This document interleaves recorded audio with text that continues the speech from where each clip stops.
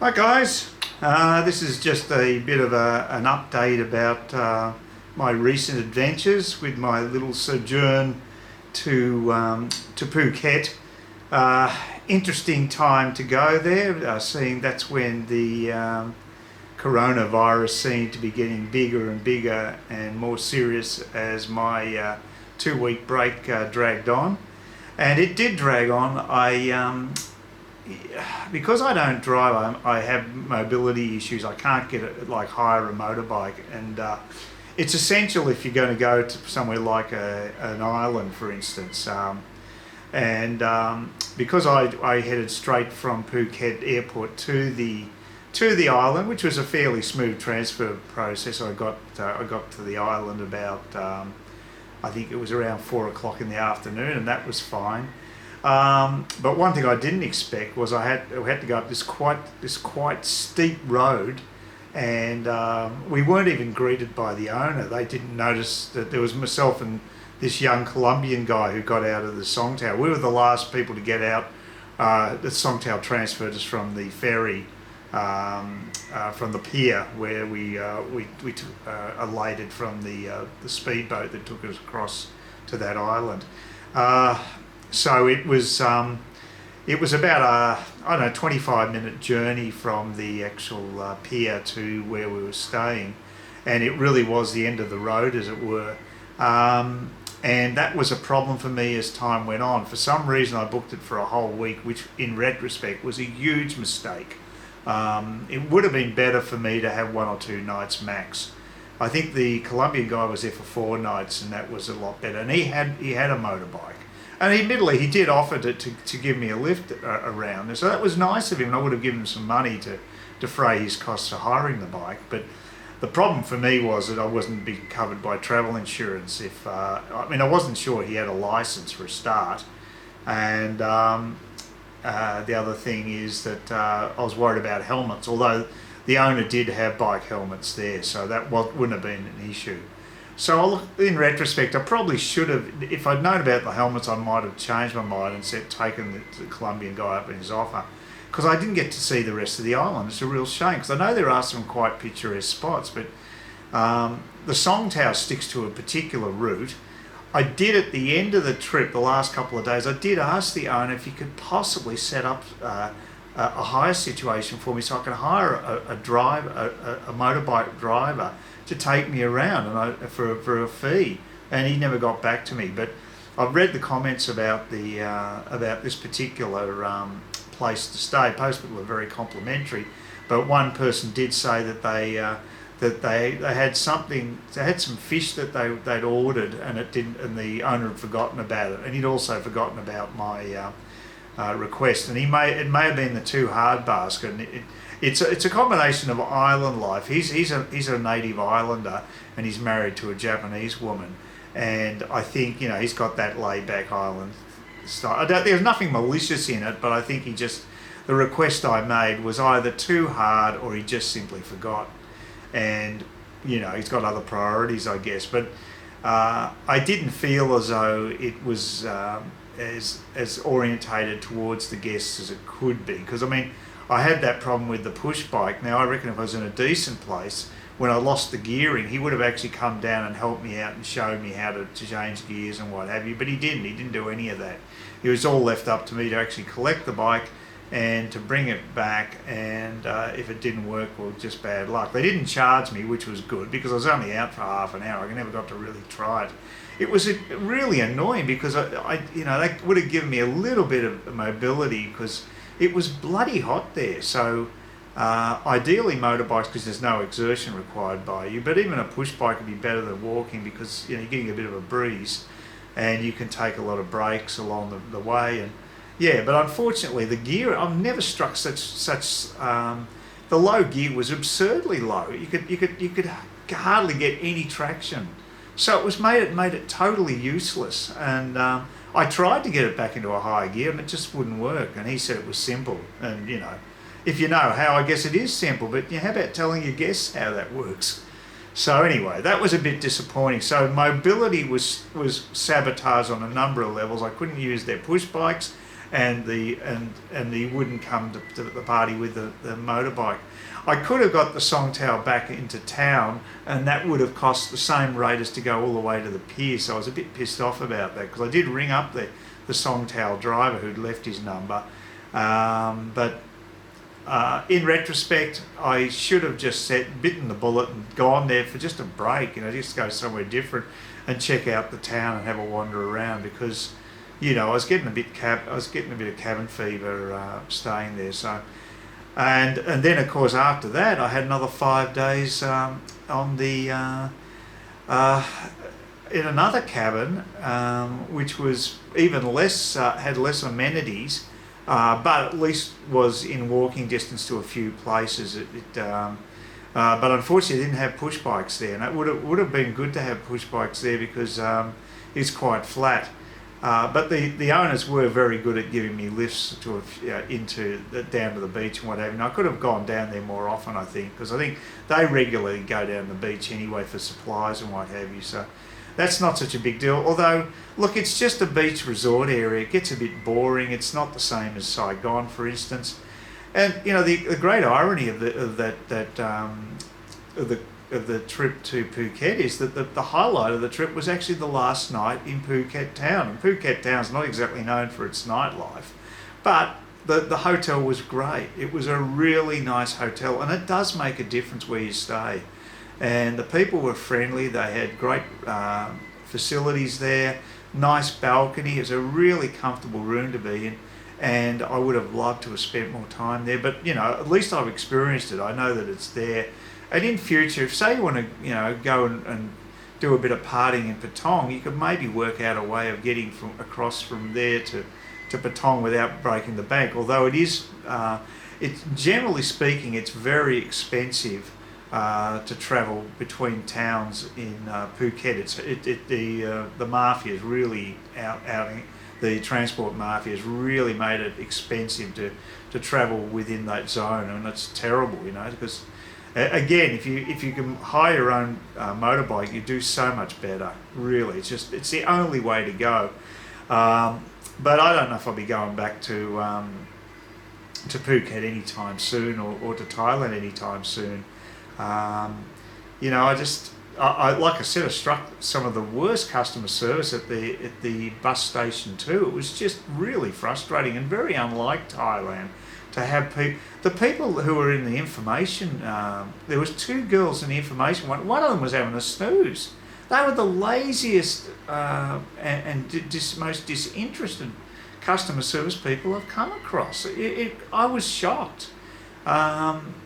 Whereas the other people I dealt with on the trip, at the currency exchange place, they went above and beyond. They were great. So it was so inconsistent. So you get either smothered with fantastic customer service, or you get total indifference. And so it just depends. And of course, the last place I stayed at, they were brilliant. That was a fantastic place. So real up and down. But I'm in no rush to go back to Thailand, because it is more expensive than here. And on the customer service level, you get good customer service here, you get bad customer service here. It's like anywhere in the world, it just varies. But Saigon does have an amazing bar scene, so that's it's very attractive. The Patang has a huge bar scene, but you won't be able to do it at the same cost level. They don't have the same happy hour system that I know of anyway. And overall, it's more expensive to go out. It's by Western standards still relatively cheap, but yeah, I don't know. It just depends what you're looking for. So yeah, it was probably Johan, who's my South African mate here, and it's really good to have somebody you can talk to and knock about with. It's really made my trip. That's the highlight of my trip. The low life is that bar girl who basically got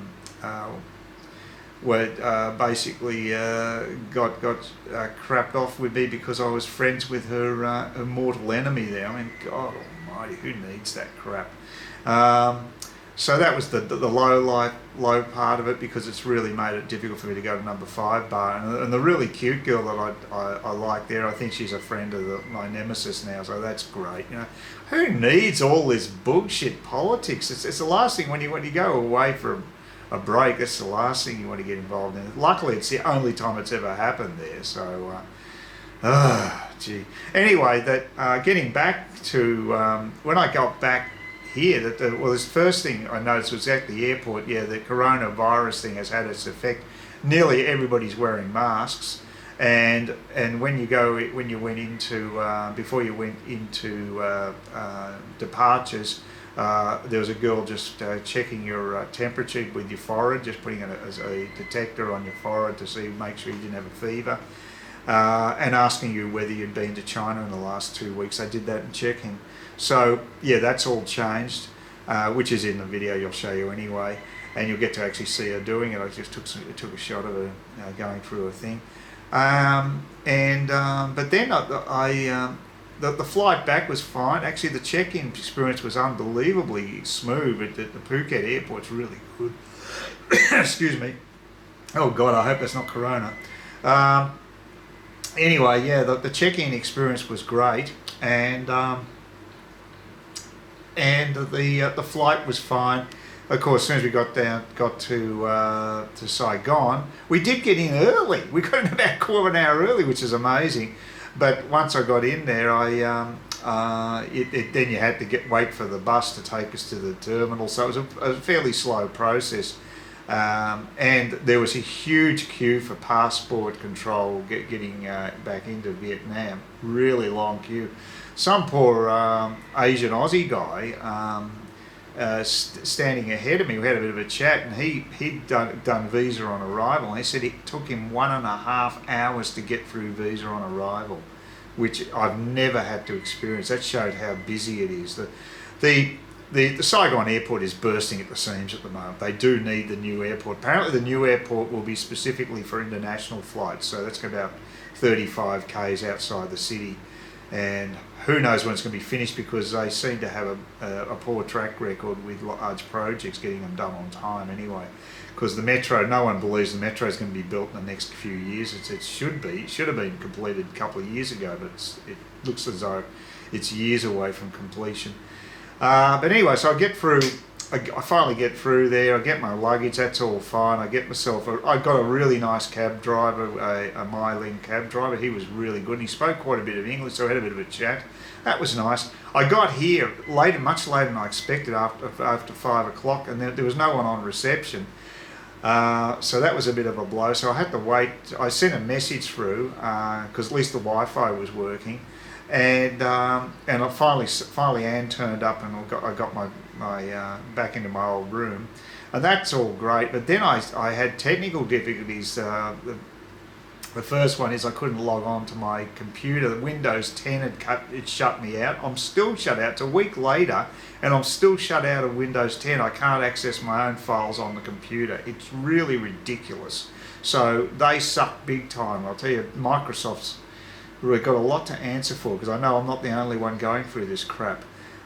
So I can't get in and get onto my access my own files on the hard disk on my own laptop. It's absurd, you know. That's never happened with any other operating system. So I'm not impressed. And that was the first thing that went wrong. And then the second thing that went wrong was I've been having some trouble charging my mobile, and the battery has been really been unreliable. It's been blacking out. It's just basically losing power when least expected, when I'm supposed to be still got about 60 to 70% charge. It's misreporting how much charge I've obviously got, and it'll cut me out. You just can't trust it basically. It happened to me a couple of nights ago as well. And I'm going to see if I can get a replacement battery for the Moto G Motorola phone that I've got. I mean, I hope I can get that done, but it's like technology was out to get me when I got home, because it was the computer was working perfectly fine, the laptop, when I was in Phuket. As soon as I come here, boom, shut out. And so I can only go on a temporary basis and have to log on to everything manually, and I can't access any of the files on my computer. I mean, it really sucks. So yeah, that's bad. And then because the phone was playing up, I booked time was stretching. I wanted to make the happy hour back to number 5 bar because I was back in civilization. I wanted to celebrate that and flirt with bar girls and do all the things I wasn't able to do in Phuket. And so I actually, so I booked a grab cab, and and as soon as I booked it, the power went on my phone, so I didn't know what was happening with it. So then I recharged it as much as I could in the short time I had, got it up to about 10% charge, so I was hoping that would be enough. Then I tried booking a Go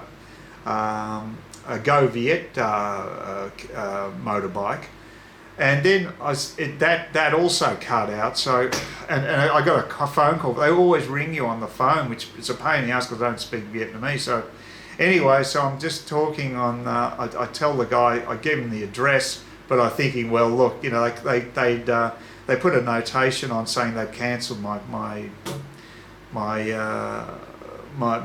So I thought, oh, well, they're not going to turn up. So I said, stuff this, I'm just going to walk to the bar. I've had this. It's just pissing me off no end. So I've got a bloody dead phone in my pocket, and I'm walking outside, and what do you know, the grab guy's there.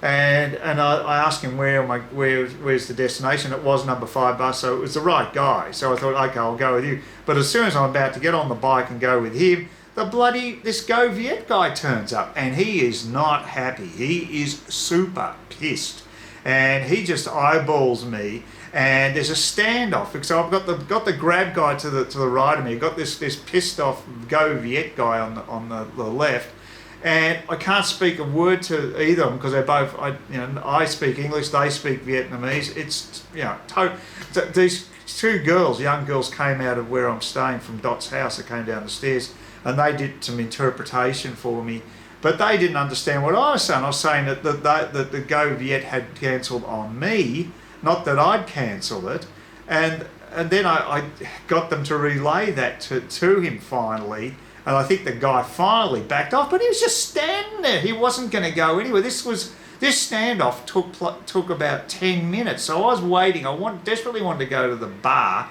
I had the grab guy there. He wasn't going to do anything until the Go Viet guy was gone. So he's totally intimidated by him. Oh, it was horrible. This had never happened to me before. It's just really bad. So eventually the guy backed off, the Go Viet guy. Thank God. I mean, I was wondering he was going to start getting violent. And so I got on the back of the bike, and then I find out the grab guy I'm getting a lift with, is riding pillion with, he has no idea where the bar is. He goes the wrong direction. He goes past Vincom, which is out a couple of blocks away from where he should have gone, and I had to backtrack. And so I got there later still because this guy had no idea where the bar was. I had to direct him the whole way. Oh my God, I needed a drink after that. And well, that was certainly an eventful return to Saigon, and since then, of course, I went to number 5 bar on Tuesday, and I also went Wednesday, and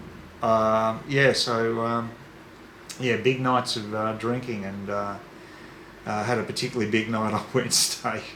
And I was going to catch up with Johan on Friday at number 5 bar because he quite likes it there, but he had to have a tooth extraction done because he'd had an infected tooth, and he's still having trouble with it. He's still got sore gums today, and he's going to go and see his dentist again tomorrow. So he's in the wars, and we went out on Saturday night. We went to an Internations do, which was a little boring. The people there were. Oh, there's this guy who was an Asian guy from California who is a hardcore Democrat supporter. Big surprise, and he is also not only that, he's an Elizabeth Warren supporter. And I can't stand that woman. I think she's just a pathological liar and a lowlife for claiming she was American Indian. Native American Indian, so she could get a scholarship to Harvard. I mean, I just have no time for that person. I mean, the Democrats have got some pretty shady characters. I mean, obviously Republicans do too. They're, politicians, but gee, the Democrats have got some dodgy characters there at the moment. And I think Trump's going to crush it. He's going to absolutely crush it in November in the election. That's my prediction.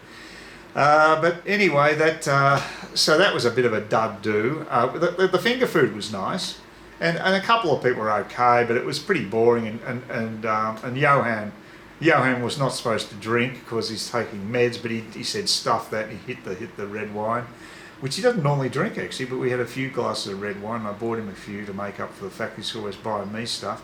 And then we headed off to number 5. We actually headed off to the office, and that was okay. And then to number 5 bar. So it was a big night, and so since then I've been trying out. But it was a mistake going to Phuket. Johan decided there was nowhere better to go than here, and he decided to tough it out. I think he's been vindicated. I made the wrong decision, and he made the right one. Even more so, considering now we've got this the virus hanging around. So any additional travel is fraught with a level of danger, of course. Although, as I said, most people were wearing masks, and it's really the idea is for people who may be infected to wear the mask, because it's your spittoon, your spittle that carries the virus. It's those moist droplets in the air that convey it. So as well as touching a surface that someone has coughed onto, for instance. So that seems to be the way it's conveyed, and I don't think the risk is particularly high here or in Phuket. Bangkok's had more cases, but you just don't know, because it takes 2 weeks for symptoms to arise. So it's a tough bastard of a thing to control, and China's in meltdown. But I think China's golden era might be coming to a close, and this could be just another symptom of it, because I think their economy's already running into trouble, and there's a lot of debt in that country. So, yeah, tough times ahead. I think they may hit the wall just like Japan did earlier.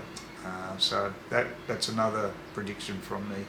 But anyway, I'm here now and back in town, and I'm even contemplating going for a bus ride, which is quite easy to do actually, because the main bus terminal's just down the road. It's about a 5-6 minute walk, and all the buses are numbered, so it shouldn't be a difficult thing to do. The prices of things have gone up here. I got my Bang Me today. It's gone up 2,000. It was 15, and they charged me 17 today. The price rises started in December when they put up the price of the Far Bow. That went up from 55 to 60, the place I go to all the time, and that was like a 10% increase, almost a 10% increase. I had another increase today there with the with the Bang Me, and I looked at the bus fares have gone up from 5. They used to be 5,000 minimum. Now they're gone up to 6 or 7. So there's been an increase there as well. So and that's about a 20% increase if you look at it on percentage. It's very cheap, but there is a fair bit of inflation here. That's the point I'm trying to make. So I want to keep that in mind. Luckily, I converted all the money I have in my bank account now, which I think was when I put it in there was equivalent of about 1,000 Australian, at 16,000 dong to the Australian dollar. It's since dropped to about 15.5, so there's been quite. The Australian dollar is doing rather poorly at the moment, so I locked in 16. So that was a good move as it turned out. So that's good. So look, hopefully get to do some more interesting things. I hope Johan's going to be up and be able to socialise a bit. A bit worried about how he's going, but he claims he's got a very good dentist. So, I guess infection's always an issue with dentistry, and hopefully he'll recover. But look, I'll check out the buses. I'll make a video about it, and it should be interesting to see how it all operates. Apparently one of your biggest issues is make sure you don't get pickpocketed, because that is a danger on the buses. So that's what I've heard. So apart from that, it shouldn't be too difficult as long as I get my phone working, because if the phone cuts out, then I really don't know where I'm going, and I can't get a Grab bike or a Go Viet bike without having the phone working. So that's crucial for me to get a new battery, I think. Anyway, that's it. And hopefully more positive things to say next time.